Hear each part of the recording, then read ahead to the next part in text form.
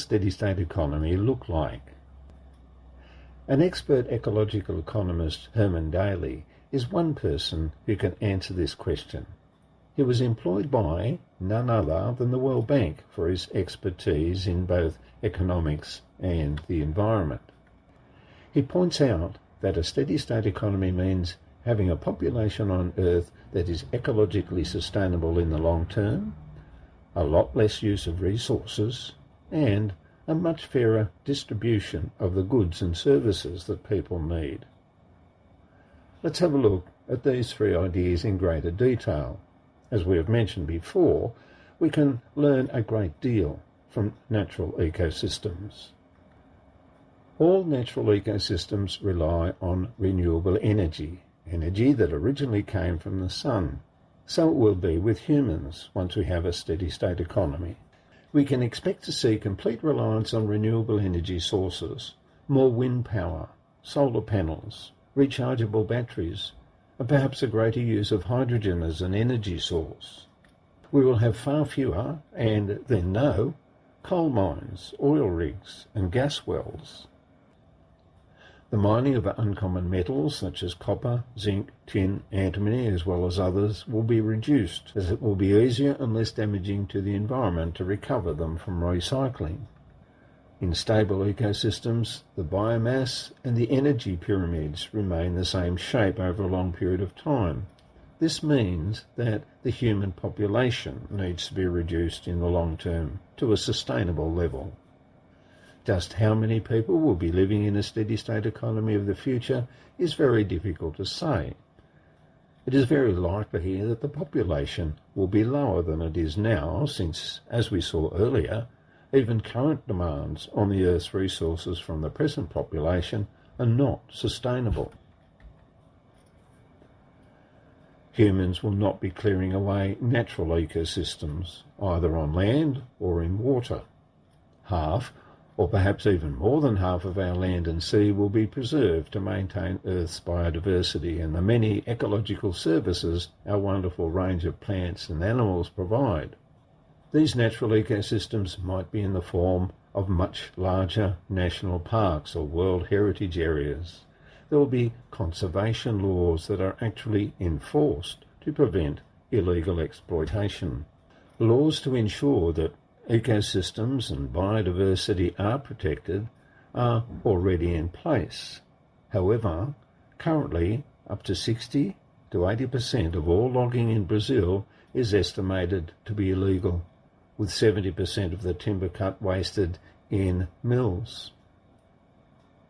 Satellites are now able to detect illegal clearing of forests, something that has also been occurring in Australia, including Victoria, New South Wales and Queensland. Satellites can also be used to detect illegal fishing. So in a steady-state economy, these laws aimed at protecting natural ecosystems will need to be extended and enforced. Bacteria, fungi and detritus feeders carry out the 100% recycling occurring in natural ecosystems. So in a steady-state economy, there will need to be far more recycling, more repairing and more reusing of all things that are made using non-renewable resources. Greater recycling, repairing and reusing will mean people will have different types of jobs than is the case now. How we manage things we don't want will vary from one product to another. Recycling involves turning waste material back into the raw materials from which it was made in the first place. For example, waste paper can be used to make more paper. Even today, glass and some forms of plastics are also recycled. Recycled aluminium cans are melted down into ingots and then used to make other aluminium products. Recycling may apply to waste from sewage systems. Rather than being allowed to flow out to sea or be dumped into rivers, it could well provide nitrogen and phosphorus to farmlands.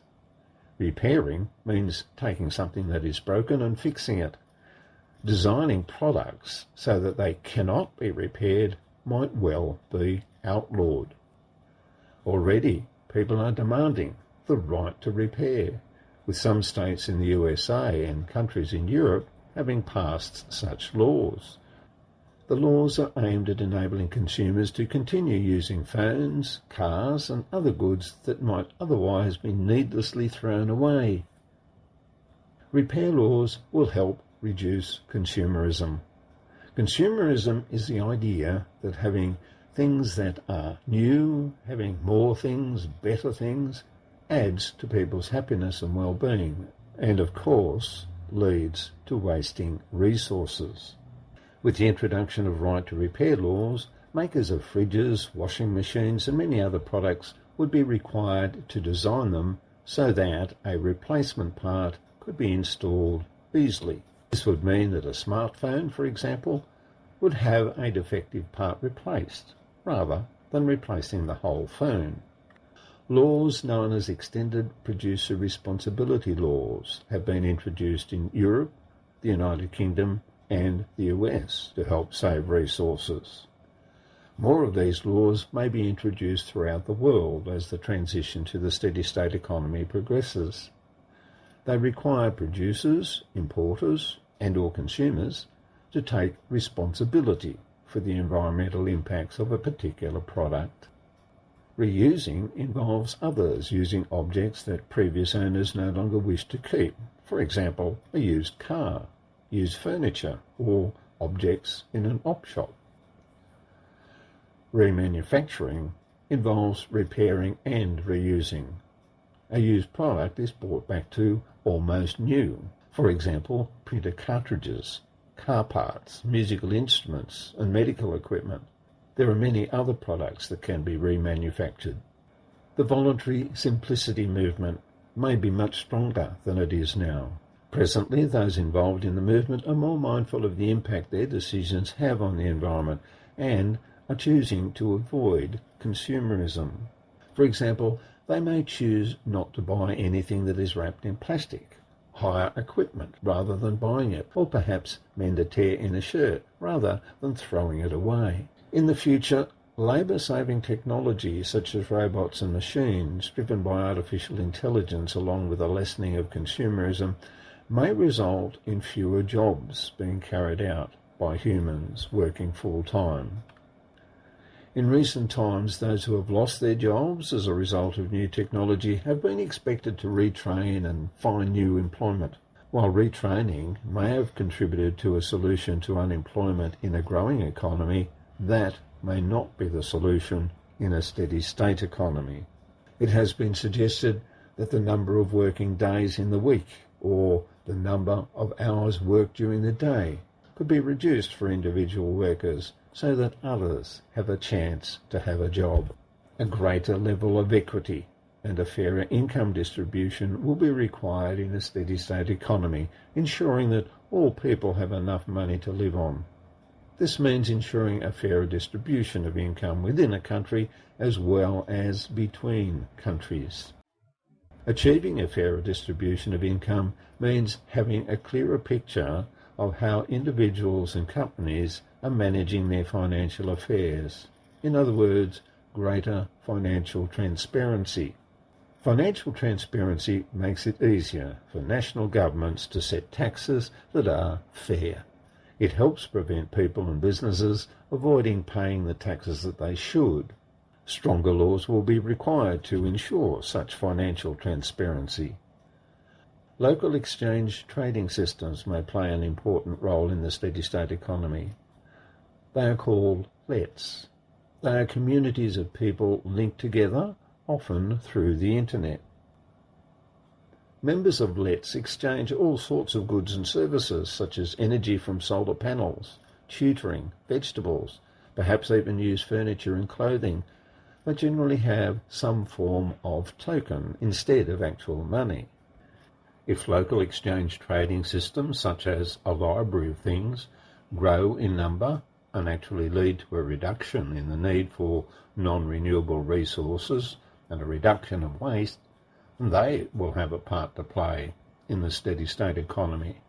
LETs are also seen as a type of safety net, a way in which people who do not have a job can still contribute to the community and receive what they need from the community. The steady-state economy will also include a new movement in manufacturing known as the circular economy. Even now, many businesses are trying to design their products in such a way that when consumers have finished using them, what remains can be used as a resource for the same product instead of becoming waste. While the circular economy is an extremely important part of a steady-state economy, it is important that the circle doesn't keep getting bigger. In other words, result in more economic growth. What happens to money that goes into banks, superannuation, insurance companies and credit unions will help determine how soon economies around the world can become steady-state economies. People who have their money in these organisations will have to ensure that their money goes towards financing businesses that support a steady-state economy, such as recycling, repairing, manufacturing and reusing. People who own shares in companies and others who have money in superannuation are able to require financial managers to direct their investments into such businesses at shareholders' meetings. In a steady-state economy, the people who have saved their money through these institutions can probably expect little or no money in interest on this investment. This may result in people being dependent on a local exchange trading scheme or relying on a government pension. Banks and financial institutions that lend money and require interest payments create creditors, the lenders, and debtors, those who borrow money. At present, low-income countries that have to borrow money from outside their own country in order to purchase the things that they need to import can easily find that the interest plus the repayments drag the people of that country further into poverty. Such countries reach the point where their debts are so big that they will never have the chance of paying the money back.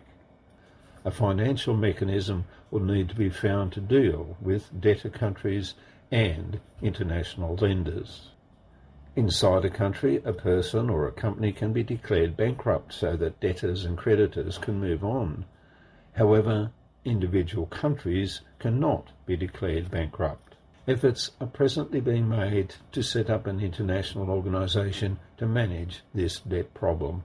Another change that may come with a steady-state economy is in the area of trade between countries, given the resources involved in transport. This is particularly the case when it comes to food. The steady-state economy is likely to see more farmers' markets. These markets enable the farmers who live close to customers to set up their own stalls and sell their produce.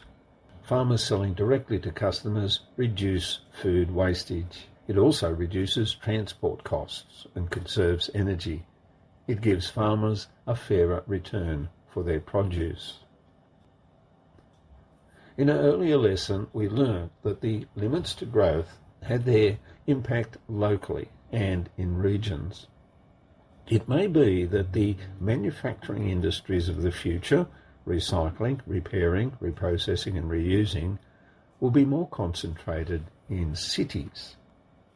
So, in regions where ecological limits have been reached, for example, a former coal mining town, a fishing community with catch limit permits, a country town where there is a limited supply of water, we may find that the only possible industries consist of limited food production and processing, tourism, and the production of renewable energy. Even now, some towns and smaller countries are very dependent on people visiting and spending their money there. So tourism may become a very important part of the steady-state economy, not only within countries, but between countries. It is difficult to know exactly how the steady-state economy will look in the future. Advances in technology will still occur as they have in the past. Inventions and discoveries may continue to improve people's lives. Perhaps research will improve cancer treatments or make recycling easier, help manage waste and reduce pollution. However, There is no technology that can allow economic growth to continue forever. Inventions can't change the laws of nature. The never-ending cycles that occur in our natural ecosystems spell out the changes required in our economic system.